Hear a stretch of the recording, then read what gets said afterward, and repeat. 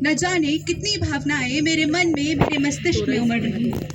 140 करोड़ लोगों का हिंदुस्तान, 280 करोड़ हाथों का हिंदुस्तान, दुनिया की सबसे अधिक युवा आबादी वाला हिंदुस्तान, दुनिया की बढ़ती अर्थव्यवस्था वाला हिंदुस्तान, पूरी दुनिया को राह दिखाने वाला हिंदुस्तान और विश्व का गुरु बन जाने वाला हिंदुस्तान, दुनिया के पटल पर सूर्य सा चमकने वाला हिंदुस्तान और कभी ना पीछे हटने वाले इस हिंदुस्तान के गणतंत्र दिवस पर मैं आप सभी को ढेर सारी शुभकामनाएं देती हूँ।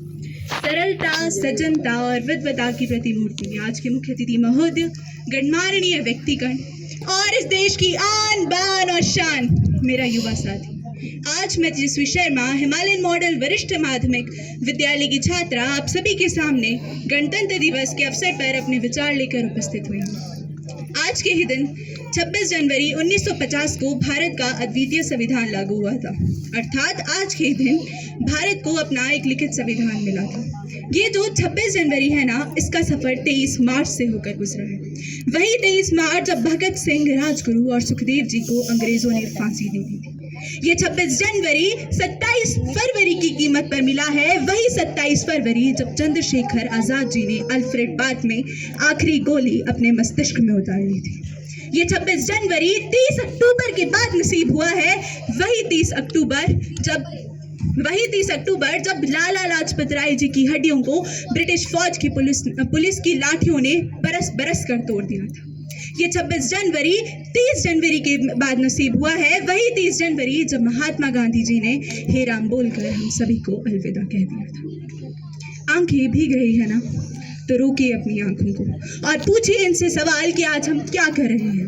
इसमें कोई दो राय नहीं है कि भारत का लोकतंत्र सबसे महान और सबसे विशाल है। We have the world's largest written constitution. In fact, our legal laws are far stronger than USA. But where we lack is the implementation of these laws.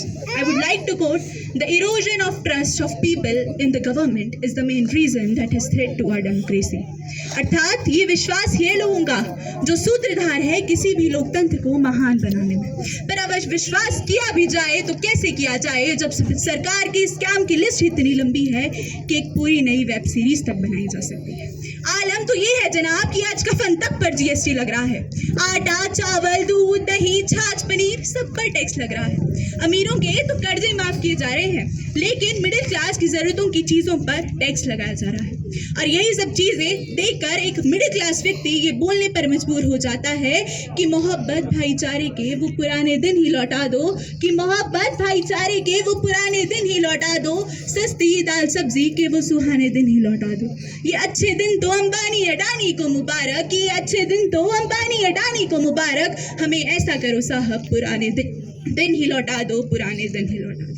बात कड़वी है पर सच्ची है। हमारे देश की शिक्षा नीति केवल दो ही लोगों के लिए बनी है, पहले वो जो विद्वान होते हैं, जरा गौर फरमाइएगा कि पहले वो जो विद्वान होते हैं और दूसरे वो जो धनवान होते हैं, और दूसरे वो जो धनवान होते हैं। उसी बीच एनटीए स्कैम, जेईई के पेपर लीक होना, यूपीएससी के आला अफसरों का पकड़ा जाना। आज हम एक ऐसे समाज में जीते हैं मान्यवर कि जहां फिल्में तो टैक्स फ्री हैं, लेकिन स्टूडेंट्स के प्रतियोगी परीक्षाओं के फॉर्म की फीस माफ नहीं है। बड़े ही दुख के साथ कहना पड़ रहा है महोदय कि आज मैं एक ऐसे भारत में जीती हूँ कि जहाँ बेटियों को ये सोचने पर मजबूर किया जाता है कि काश वो एक लड़का होती। कि प्रश्न एक जलनशील मैं आप सबसे करना चाहूंगी कि क्यों आज भी माँ की कोख में नित प्रति मारी जाती है बेटी। पहला प्रश्न करो उन माताओं से जाकर जो रोए बेटी होने पर और हंसी पुत्र को पाकर। नारी होकर नारी को ही छोटा समझा तुमने, नारी होकर नारी ही क्यों लगी हृदय में चुभने। पूछो कि बेटे से ज्यादा हम भी चाहती क्या, पूछो कि बेटे से ज्यादा हम भी चाहती क्या, ममता और आंचल से ज्यादा हम भी मांगती क्या। कि अन्न अगर बेटे को देती हम भी अन्न ही खाती, अरे अन्न से अन्यत्र हम भी सोना नहीं चबाती। बड़ा ही सोचने का विषय है मान्यवर कि आज हमारे देश का युवा बिना मोबाइल फोन और रील्स के एक पल नहीं गुजार सकता है। आज के देश का युवा जिस पे जिम्मेदारी थी अपने देश, अपने राष्ट्र, अपने वतन की आशाओं को बांधे रखने की, आज वही युवा बिना मोबाइल फोन के अन्न तक ग्रहण नहीं करता है। इसी पर मैं कहना चाहूंगी कि चश्मे की धुंधलाती आंखों से, कि चश्मे की धुंधलाती आंखों से सपने पालोगे कैसे, तुमसे घर भी नहीं संभलता, देश संभालोगे कैसे।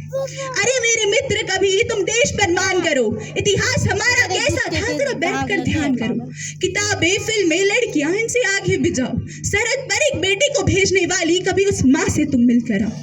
एक करियर बन जाने पर इतना नहीं तना करते हैं, कि एक करियर बन जाने पर इतना नहीं तना करते हैं और बीड़ी सिगरेटों को पीकर जश्न नहीं मना करते हैं, जश्न नहीं मना करते। मेरे विचारों में हमारे देश का राष्ट्र निर्माण तब संभव होगा जब प्रत्येक युवा के अंदर ये भावना जागेगी कि किसी भी बात पर होती शिकायत हो तो हो जाए, कि किसी भी बात पर होती शिकायत हो तो हो जाए, जो ठाना है करेंगे हम, हिमाकत हो तो हो जाए। ना गद्दारी नहीं गद्दार, ना गद्दारी नहीं गद्दार, अब मंजूर है हमको सलामत देश हो मेरा, बगावत हो तो हो जाए, बगावत हो तो हो जाए। ये भारत देश वो एक भूमि का टुकड़ा नहीं है, बल्कि एक जीता जागता राष्ट्र पुरुष है। अटल जी ने भी कहा था, ये बंधन की धरती है, ये अभिनंदन की धरती है, ये अर्पण की भूमि है, ये तर्पण की भूमि है। इसकी नदी नदी हमारे लिए गंगा है, इसका कंकर कंकर हमारे लिए शंकर है। हम जिएंगे तो इस भारत के लिए और मरेंगे तो भी इस भारत के लिए। सबसे सुंदर देश अगर इस भारत देश, अगर इस दुनिया में कोई है तो वो भारत देश है। भगवान ने जब इस दुनिया को बनाया होगा तो सबसे सुंदर देश, सबसे संपन्न देश अगर कोई बना होगा तो वो भारत देश होगा, क्योंकि यहाँ पहाड़ है, पर्वत है, नदियां हैं, झरने हैं, मिनरल्स हैं और मेहनती लोग भी हैं। ये वो देश है जहाँ का एक आम व्यक्ति गूगल का CEO बन जाता है। ये वो देश है जहाँ का समीर भाटिया हॉटमेल बना देता है। अरे ये वो देश है जहाँ पर 200 सालों तक राज करने वाले इंग्लैंड की नाक यूं शर्म से नीचे झुक जाती है जब यहीं का ऋषि सुनक वहाँ का प्रधानमंत्री बन जाता है।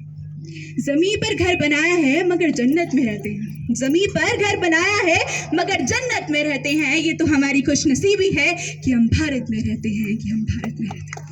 और अंत में मैं बस यही कहना चाहूंगी कि जब तक लहू में रहे लालिमा, जब तक लहू में रहे लालिमा, जब तक सूरज में तेज रहे, जब तक शीतलतम रहे चंद्रमा, जब तक वायु में वेग रहे, जब तक पृथ्वी में पानी है, जब तक सरिता की धारा है, जब तक अग्नि में तपन रहे, जब तक पंछी में लगन रहे। अरे जब तक सूरज रथारूढ़ हो, मंगल भोर प्रभाती गाए, आन बान और शान तिरंगा यूं ही अंबर तक लहराए, यूं ही अंबर तक लहराए। धन्यवाद। जय हिंद, जय भारत, जय हिमाचल।